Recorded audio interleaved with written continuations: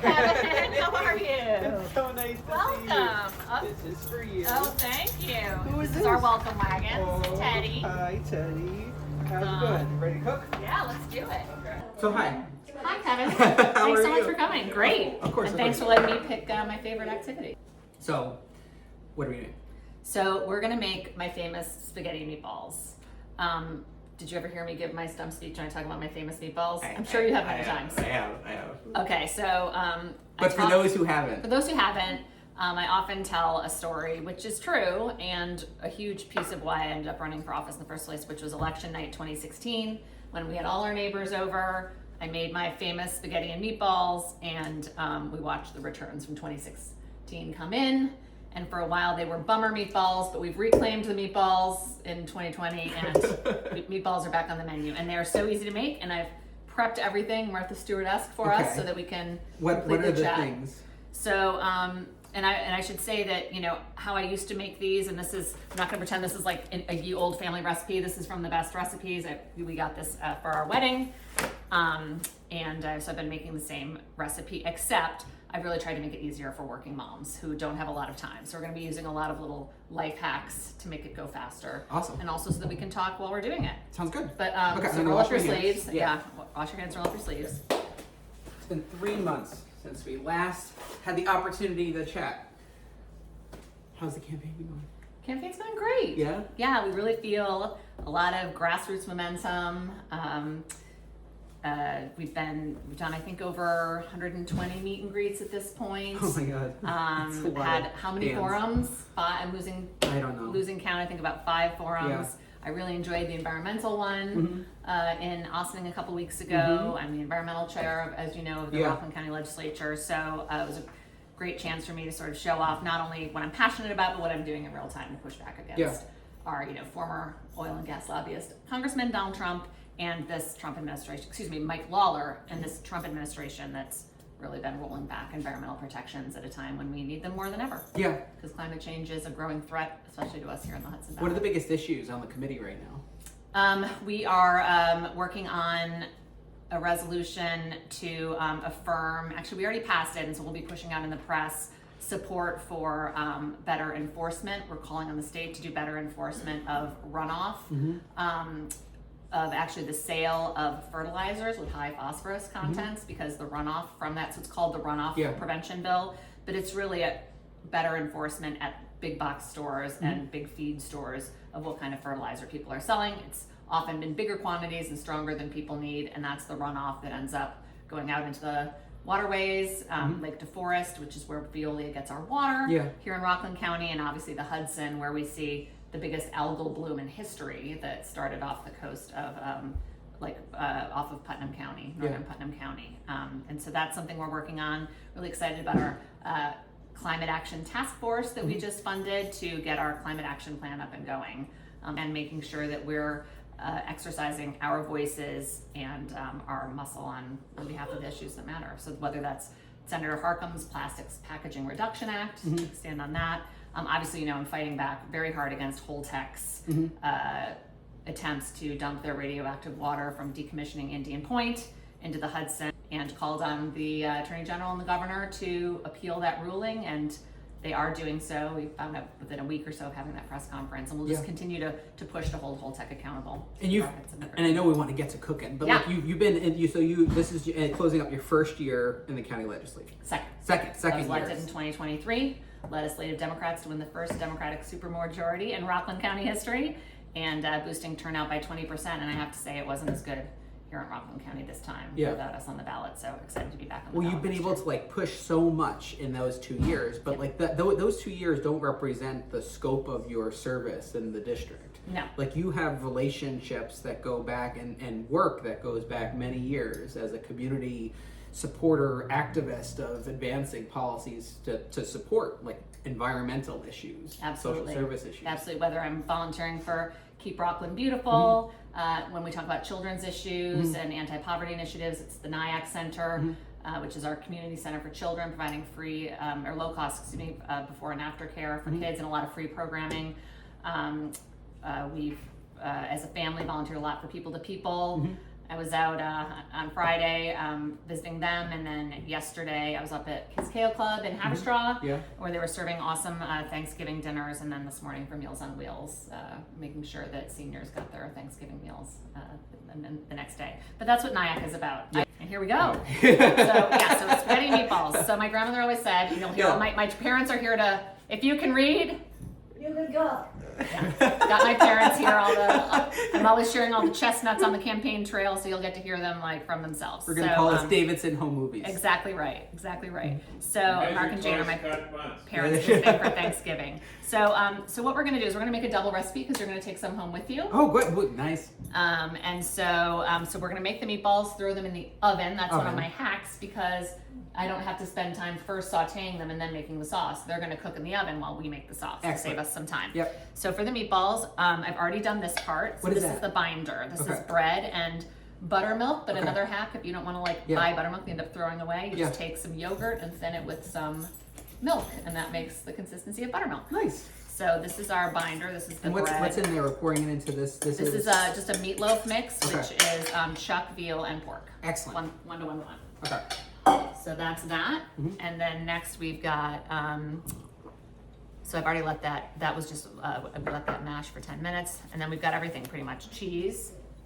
So half a cup of Parmesan cheese, fresh parsley, egg yolks. 2? Just the yolks, yeah. Double. And then garlic. So here's another hack, frozen garlic. It's in the freezer section. You can get garlic, parsley, cilantro. And I just find it so much easier to deal with. So that's what I use. So we're gonna take, in my opinion, you can never have too much garlic. So this called for 1, and we're gonna put 2 for each. Okay. I'll get it started. And when you're making meatballs, the important thing is this is how the sausage gets made, or the meatballs in our case. Of the sausage getting made, there's a lot of. We're in budget season in the county legislature, so again, as a elected official, part of my job is really making sure that my community has what it needs during this tough financial time for everyone, and that includes county governments because the big awful bill pushed a lot of costs, including SNAP and Medicaid costs, down to county governments. So Westchester, has a $30 million SNAP cut hitting next October, and we have a $20 million cut. So we do have a good healthy fund balance in Rockland, having really worked hard to right our fiscal ship. 10 years ago, we were one of the most fiscally stressed counties in New York State, and we've gone from worst to first. So we're really excited about that. We've got a triple bond rating. We were able to allocate $2 million for food insecurity. And that was in direct response to the federal failure to keep the government open. It was in direct response to the SNAP benefits getting shut off completely, and Donald Trump suing to keep them shut off. We decided to, pitch in and help show leadership. To show leadership, one thing I always say is, show me your budget, and I'll tell you your values. So with that big of a fund balance, we decided the least we could do was to allocate some of it to take care of the people who were truly going to be struggling at the worst possible time. So you're just going to take just eyeball it, but a little bit, maybe about a tablespoon and a half, and just kind of roll it in your hands. Oh no. You're gonna do fine. And just kind of line them up. Don't worry, I gave myself the bigger tray for a reason. Okay. And in addition to the federal budget cuts at the county level, I know that the cost of everything is going up. Yes. I definitely saw that with my own groceries over the past few weeks, especially getting ready to feed. We had 11 here for Thanksgiving yesterday. Oh my goodness. But I know, I've seen lots of different charts and comparisons of how much the tariffs have really hurt us. And that's something we really need to get under control, which is why Democrats need to take back the House. So we can take back the power of the purse. To provide a check to the federal government? Absolutely. There's a as novel as that sounds. Congress could end these tariffs tomorrow. And our Congressman Mike Lawler has defended them repeatedly. I'm excited that there's a bill called the Reclaim Trade Powers Act in the House, sponsored by Suzanne DelBene and others. Trade deals should be a little more of a negotiation and a healthy back and forth, I would think, versus just threatening other countries, and especially when it's your own citizens who end up paying the price. Yeah. And we're certainly seeing that. Our congressman is specialized in staying silent on issues he finds inconvenient. Yeah, or even, even worse, taking credit for other people. If the county allocates $2 million for food and then you're handing it out to people, as the congressman did, that's, taking credit for other people's work. And I saw Ken Jenkins' budget last week, and healthcare, even at the county level for county employees, is really driving increases and starting to crowd out other spending. And I think that I think every household in America can probably relate to that. I mean, healthcare, long-term care is such a problem for people my age whose parents are retiring, and once they have a serious health problem, it can really, really wear on the family if they don't have adequate long-term care. Yeah. And so, what are you hearing across the district? I mean, are you hearing folks similarly have issues, concerns? How can we fix healthcare in this country? I mean, I believe in a public option, and I did from the beginning. And I understand, the reasons to. You're doing great. I'm proud of you. There were compromises made to get the Affordable Care Act across the finish line, but we can do better and take care of more people, and creating more competition is the American way. Yeah. So let's do it with our healthcare. The Republican Party clearly doesn't really have a lot of ideas on how to make that happen. So no, they've actually been working diligently over the past 10 years to try to dismantle as much of the ACA as possible, and now they're very much questioning why isn't it working, and you've been poking holes in the boat for 10 years. That's right. Look at these. I did that. I know. Let's take a moment for the glory shot. Those look great. So these are going to go in the. I'll put them in the oven while you wash your hands. Okay. So what are the other issues you're hearing around the district as you go from town to town? Affordability. Yeah. It's really, it's no joke that it's just too expensive to live here. And as someone who even moved to Rockland because, the word was that it was more affordable, the average home price here is $683,000. That's the median, sorry. And that's insane. So this is another one of our hacks. We're gonna cook this in the Instant Pot so that it'll have the effect of slow cooking the sauce for a few hours. We're gonna do it very quickly in here. What's the Instant Pot? What does this do? Oh, so this is a pressure cooker. Yeah. It can also slow cook. Okay. But we're gonna use it to make our sauce. And so it has a saute function, and then we'll turn on the pressure cooker, and it'll have the effect of cooking it really fast. It's the opposite of a slow cooker. It's a fast cooker. Very good. Using pressure. So we're going to put some olive oil. And I preheated this, so we should be pretty good to go. And the rest of our garlic. Pop that in. And as the environmental chair, as you know, I'm always trying to balance the environmental about conservation versus making sure that we are able to build affordable housing. Yeah.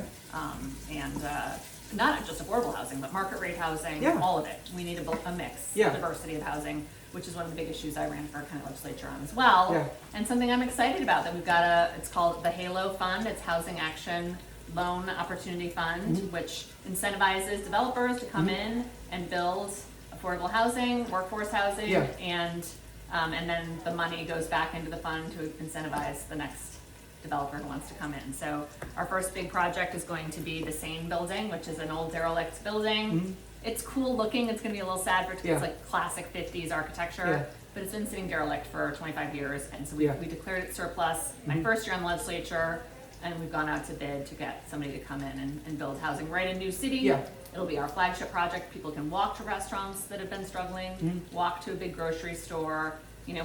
Putting the right kind of housing where it's appropriate is a big focus of ours. Well, that's just showing the importance of local government and how it can rejuvenate and revive downtown areas and really have an impact on everyday lives. But 100%. also with county government, so much of county government success depends upon, as I understand it, a partnership with the state government and federal government, really having opportunities and programs. So if you were in Congress, like what would be, like we've covered healthcare and housing affordability, food security, like what would be the major issues or policies you'd want to advance to help people across the district? So, It's a big question, and it's right? spitting, this is spitting at us. I mean, at the federal level, it's definitely about making sure that our, like Section 8 housing and low-income housing is fully funded. Yeah. And then also incentivizing the kind of development and conservation Yeah. measures that we're talking about. Yeah. So, you know, making sure that the most vulnerable about, and it's not even just Section 8 funding, because Yeah. we do a lot of, we vote through the county level, a lot of funding that's appropriated at the federal level, and we're talking about, you know, housing for people with AIDS, housing for veterans, housing for, you know, people who've been made homeless on an emergency reason, like a fire or a natural disaster. Yeah. A lot of it with housing is just providing the funding and letting individual communities figure out what's best for But them. you need to have the right leadership in place at the federal level to make That's right. sure that those actions are taken, those values are represented in the investments we make as a country. That's exactly right. So Like the campaign, I always like think about campaigns as entities, like organizations that evolve with time. Like Yep. you feel like your campaign is in a life cycle. you know, after we lost this race twice in Rockland, I had folks reaching out to me and saying, you know, we've lost this twice in Rockland. We need someone who's really grounded in the community, who knows the community really well, who has great relationships in the Jewish community. Yeah. Turns out, as I am Jewish and a leader in my Jewish community, I served on my synagogue board for 3 years, and that's a synagogue in Westchester. Yep. So had started out with a nice base in Westchester. And so it was really about talking with my family and evaluating, was this the right time? Am I the right person? Yeah. Well, how's this going to affect our family? What'd your family say?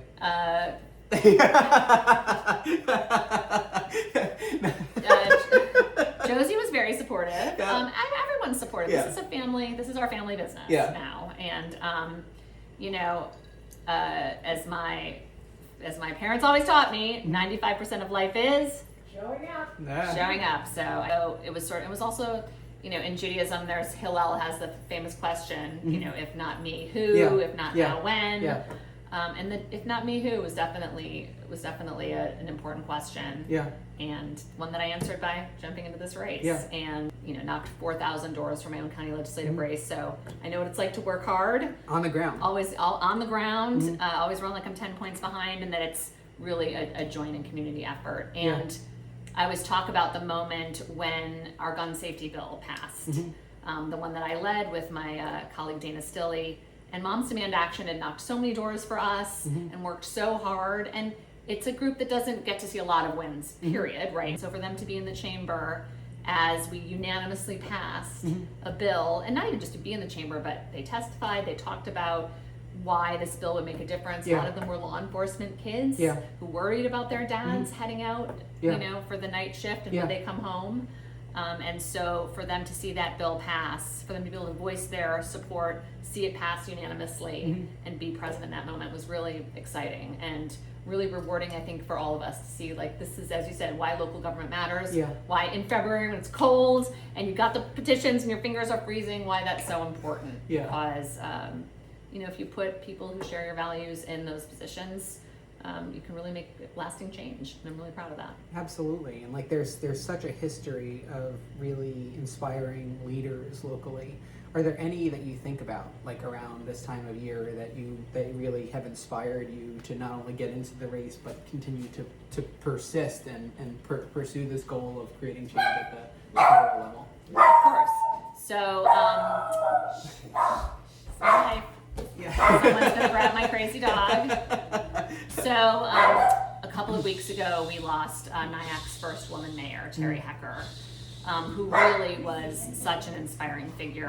She was our first woman mayor. She was involved in the founding of Nyack Center, the community center I talked about. So, really not just like sitting on a pedestal, really rolling up her sleeves and working for the community. And I don't know what Nyack would be like without Nyack Center. So, you know, saying goodbye to her a couple of weeks ago was really hard. Her daughter Annie is a wonderful friend and supporter. So proud to have her support as well. Let me see how looks like we're cooking.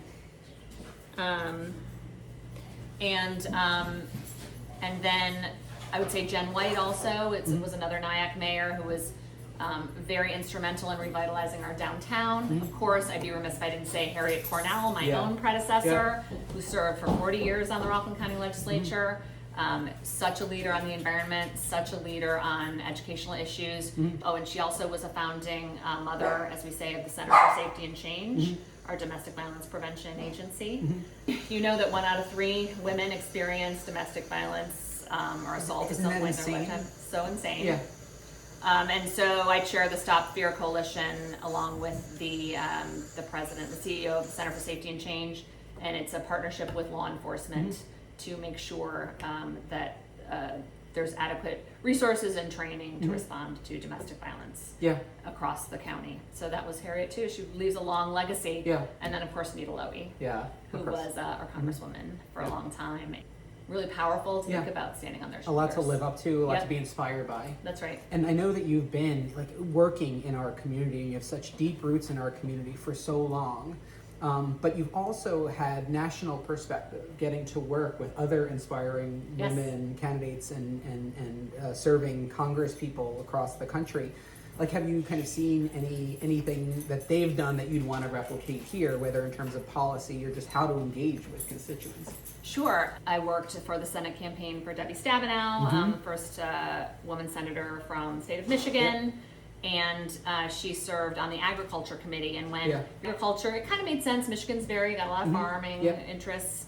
But really what she cared about was SNAP and WIC and making sure that at the time, in 2000, we were similarly going through, that was the tech bottom out. And so a lot of, and a small recession and a lot of struggling. So that was really important for her. And since then, she has saved that program and that funding so many times. So, and she said to me and others when she was giving her last speech on the Senate floor, and this is about being bipartisan and about how you achieve bipartisan wins. And you see it happening in the Senate, but to hear her talk about it so intentionally was really important. Just pick a problem. It can be a small problem, big problem, and figure out how to and pick a partner. Whether it's someone ideally on the other side of the aisle, and figure out how to solve that problem together.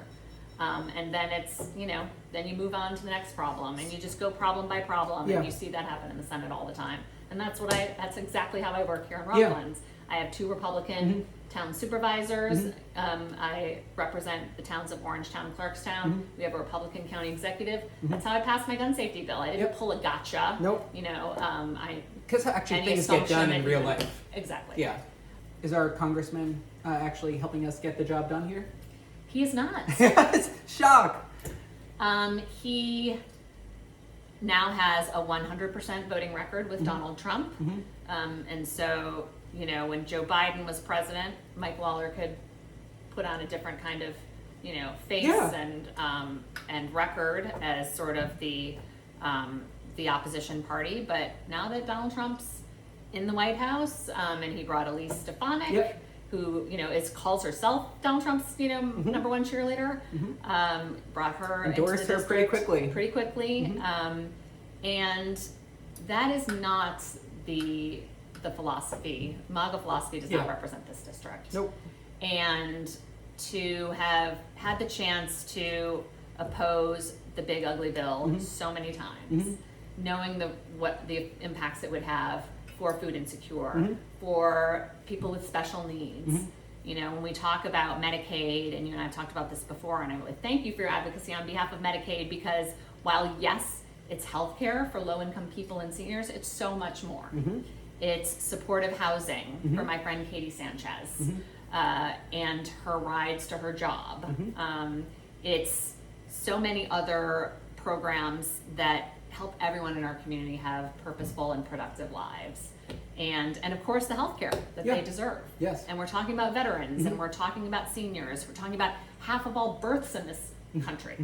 For a party that claims to be so pro-life and pro-family, to be defunding the healthcare that accounts for half of the births in this country is outrageous. And then at the same time to also be defunding Planned Parenthood, which provides affordable healthcare, reproductive health. And this is a healthcare system that we all depend upon. So when we decide that it is a privilege to get access to a doctor when you were sick, and we take those dollars away from our healthcare system, that actually that actually takes away from the sustainability of the healthcare system we all depend upon, whether you have Medicaid or not. And there are two talking points in this whole healthcare debate that have been driving me crazy. Yeah. One, that it was largely rural hospitals that will be impacted. It's all safety net hospitals, and we have 2 right here in Rockland County that will hugely be impacted. And we've already heard about services they're going to have to cut, and I'm going to throw in our pasta. Yep. Services they're going to have to cut, and potentially jobs they're going to have to cut. So that was one, that that it was a rural hospital problem.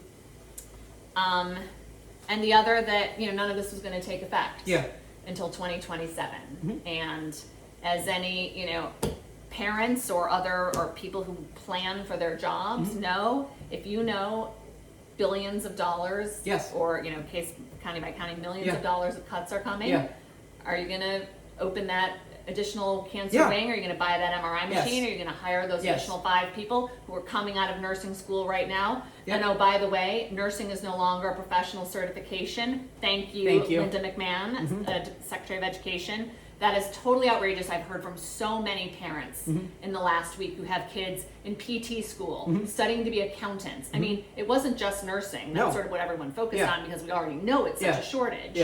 But so many other professions that people have kids or are themselves in school. A lot of these are second careers for people, especially in the healthcare field, which is known to. And we've been begging them to get into the field because we have shortages.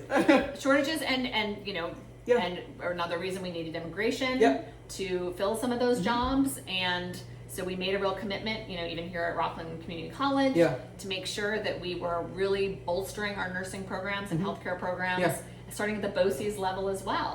To make sure that we have enough techs and nurses and nurse anesthetists and physical therapists and occupational therapists. As we, are diagnosing kids earlier with a lot of these issues, then you need the professionals to take care of them. So these problems are really all hitting our healthcare system at a time when it's already, once these cuts are hitting and these certification problems, it's almost like someone's trying to blow it up. Starting at the beginning of the year, the race is on for the primary, and folks are going to start tuning in and really see who their alternative options are.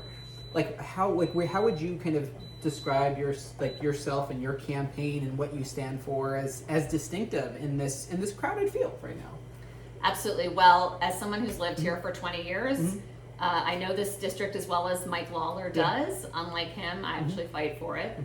Rockland, as we've said, is a really critical piece. It's really the purple part of this district. And having won here multiple times, most importantly, I would say winning that supermajority on the legislature, boosting turnout by 20%. I'm proud of my record at the ballot box, and I'm proud of my record delivering for the people I serve as well. Whether it's the gun safety legislation we talked about, cutting taxes, preserving hundreds of acres of open space, and really being out in the community talking about it. So really holding local government accountable to my constituents has been really important. And that's a record I'm really proud of as well. Proud of the grassroots support we have, more than 17,000 donations. I mean, there's been a lot of fundraising in this race, but I'm really proud of my average gift being $75 and the overall breadth of it being that large. We really especially in district. Especially in district, and 70% of my contributions come from within New York State. So, and more than 2,000 donors within district. So, really excited about our momentum, and people are really fired up. Those election results, again, I was in DC a couple of weeks ago, and the reporters really wanted to talk about Virginia and New Jersey, and I said, let me tell you about New York 17. Where we flipped 2 boards, seats on the Mount Kisco board. We put a Democrat on the Mount Pleasant board, Joe Bonanno, who I knocked a lot of doors for the first time in more than a decade. It's a big win. Huge win. And who helped with that win? The Sleepy Hollow slate. Knocking all those doors and really turning over that entire board, and with the impacts up ticket, which is so exciting.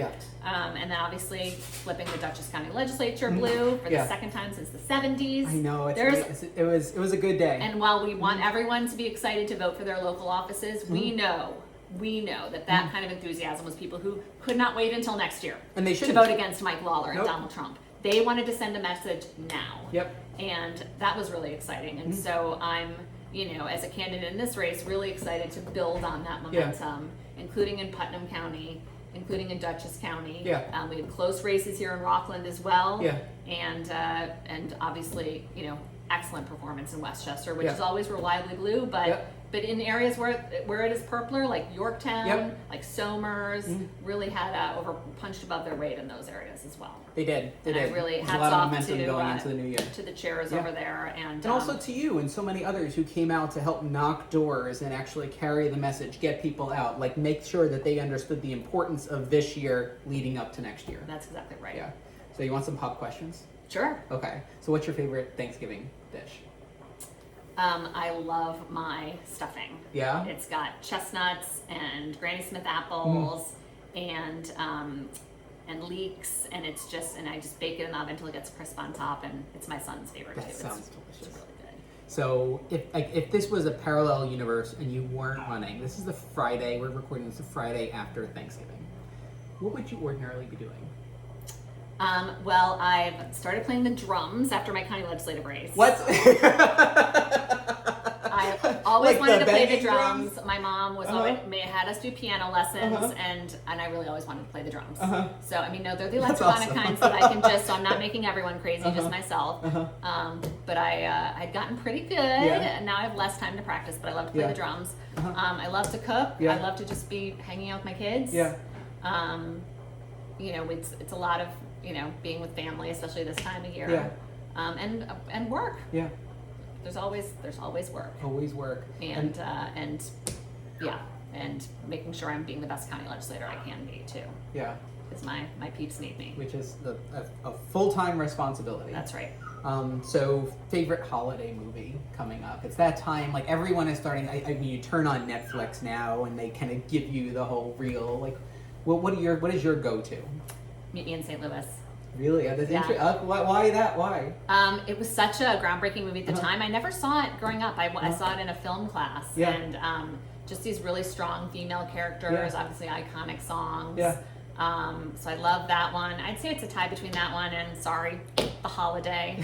That's Kate Winslet and Cameron Diaz. Oh no. So one classic, one new. Everyone has their guilty pleasures. Yes, that's mine. That's ours. And my daughter and I always watch it together. So, Aw. and we also love Thanksgiving movie, Home for the Holidays, Yeah. which we all watched together a couple nights ago. Nice. Yeah. Favorite part about the campaign?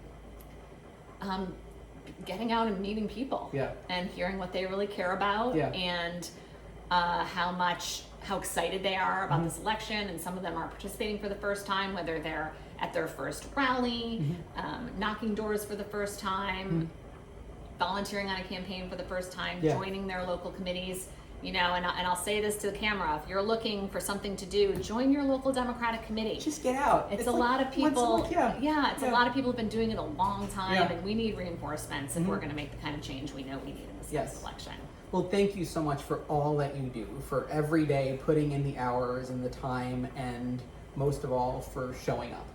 You've been showing up for this district now for 2 decades in various capacities, then school board, then county legislature, and now running for Congress. Thank you for putting yourself out there and for leading, especially when we are lacking leadership. Well, thank you for so much you've been doing to elevate these important issues and give the candidates a chance to show a little bit more of ourselves. Not only our smarts and our work on the campaign trail, but who we are as people. Yeah, we're all people just trying to do a thing and hopefully help one another. That's right. Okay. And so we're going to try some meatballs. Awesome.